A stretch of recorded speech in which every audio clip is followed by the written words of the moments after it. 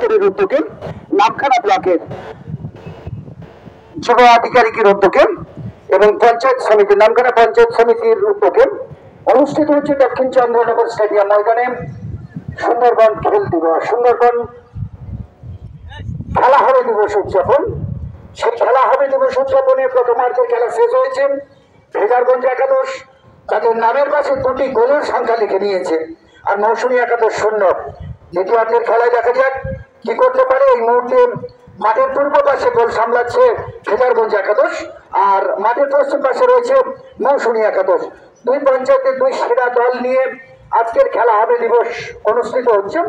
আমাদের রেফারি সরল কুমার দাস তার দক্ষতার সঙ্গে খেলা পরিচালনা করছেন।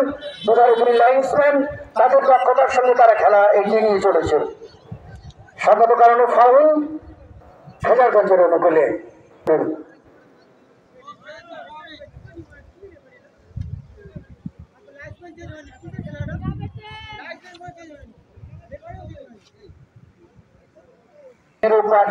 তার মধ্যে 15 মিনিট 5 মিনিট শেষ হয়েছে। দ্বিতীয়ার্ধের খেলা গড়িয়ে চলেছে, প্রায় 2 মিনিট অতিক্রান্ত হলো।